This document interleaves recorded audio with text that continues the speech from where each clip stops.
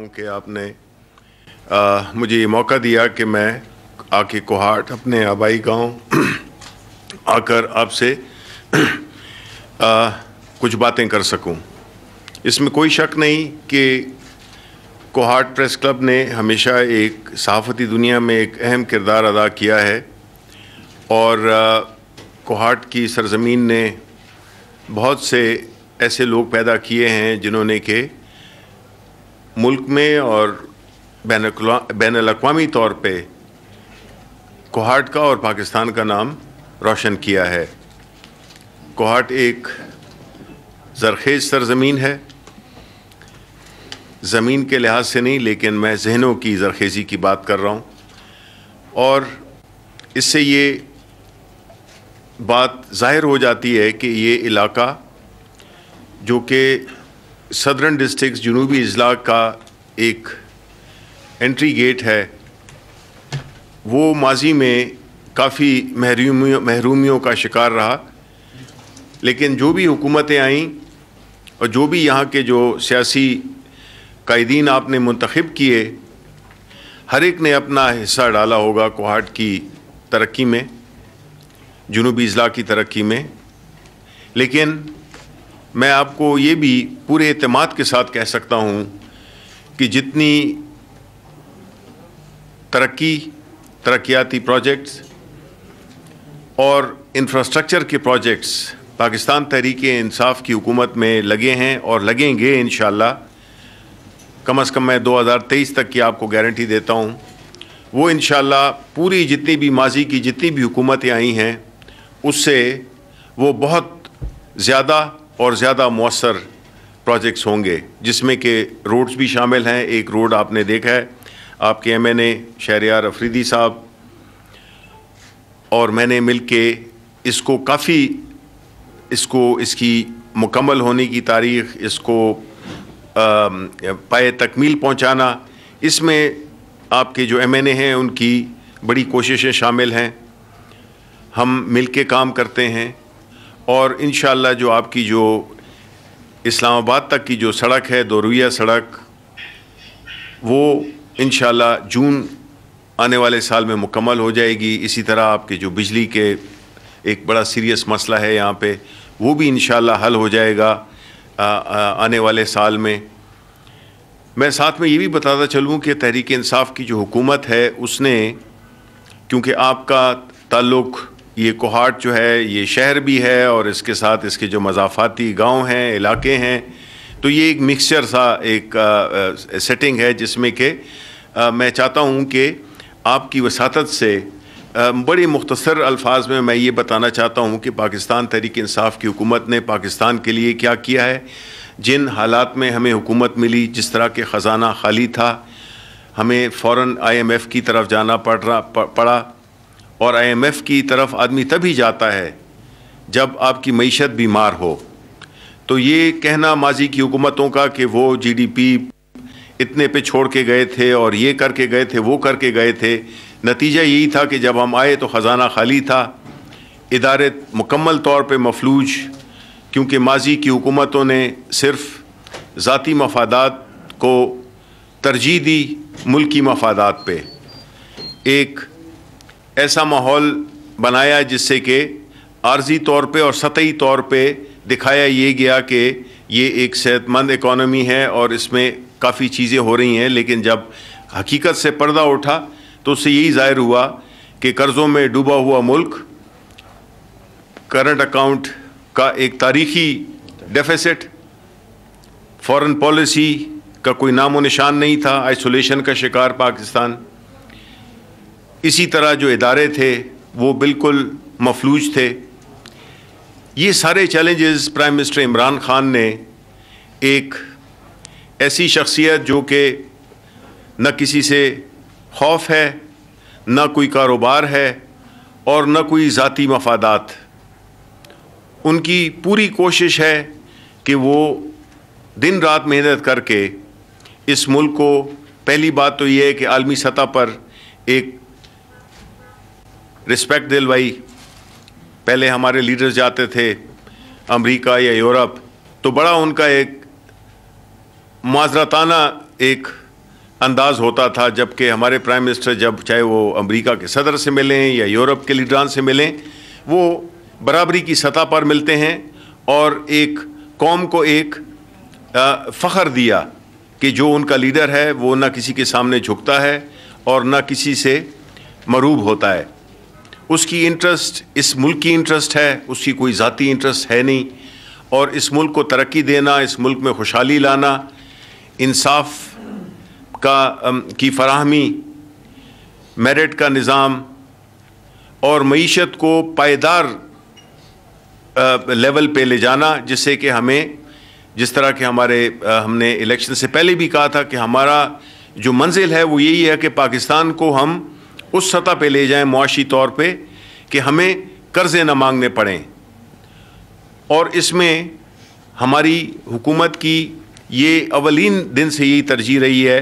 कि हम अपनी इकॉनमी को, और वो एक रोज़ में होती नहीं है, ये नहीं है कि हमने कहा था कि जी हम कर्ज़े नहीं मांगेंगे। ज़ाहिर है जो कर्ज़े हमें देने पड़े हैं, जो कि कर्ज़े माजी में तारीख़ी कर्ज़े लिए गए,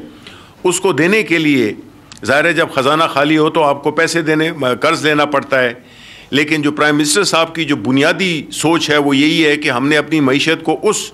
नहज पे ले जाना है जहाँ पे हमें कर्ज़ों की ज़रूरत ना पड़े। प्राइम मिनिस्टर ने जो ख़ास तौर पे जो बड़े बड़े प्रोजेक्ट शुरू किए हैं, जिसमें कि ये ज़ाहिर होता है कि उनकी गरीब परवर सोच है, जिसमें कि एहसास प्रोग्राम, जिसमें कि खैबर पुख्तनख्वा में सेहत कार्ड,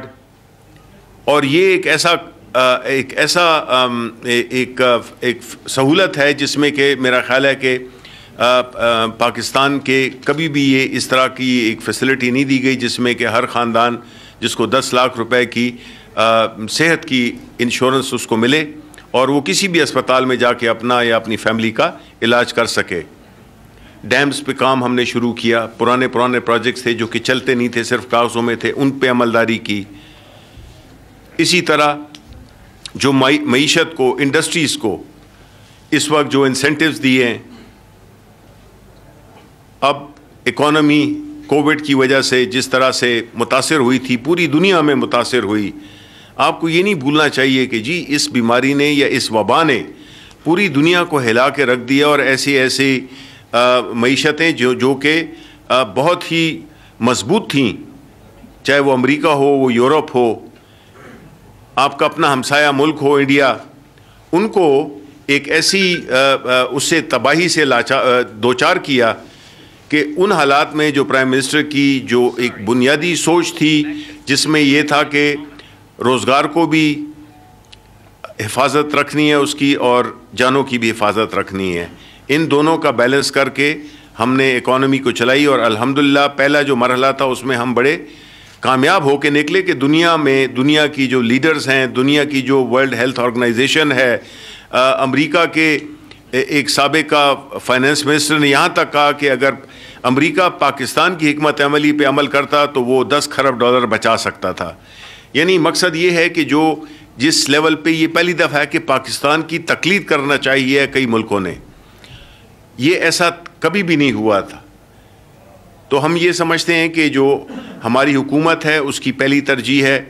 कि महंगाई ख़त्म हो, और जो कि आप देख रहे हैं कि अल्हम्दुलिल्लाह उसमें भी उतराव आ रहा है। हमारी जो मईशत है उसके जो बुनियादी और जो सबसे अहम उसके जो अहदाफ हैं वो मुस्बत हो गए हैं, और वक्त के साथ साथ इंशाअल्लाह हम इस इकॉनमी को ऐसी सतह पे ले जाएंगे जिससे कि पाकिस्तान के अवाम को चीज़ें और उनकी जो रोज़मर्रा की जो उनकी जो ख़ास तौर पे जो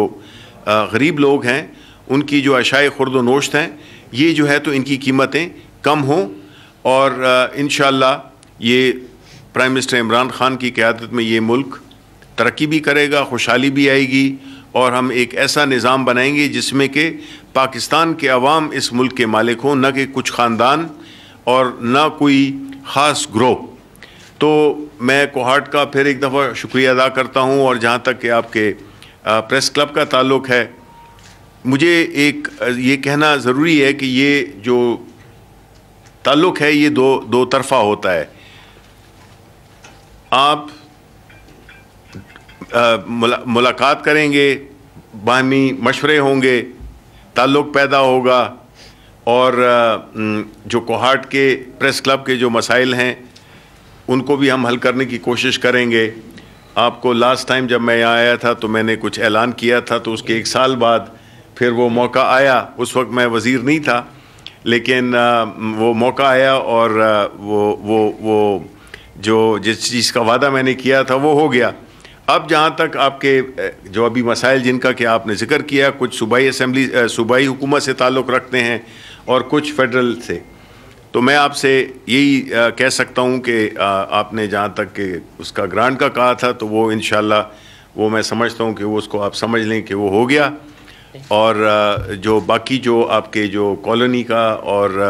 उन चीज़ों का ताल्लुक़ है, मैं मंजूर हुई भी है। KDA ज़मीन पहले उन्होंने मांगी थी, इनको KDA दी गई, फिर उन्होंने कहा कि नहीं हमें वो नहीं चाहिए।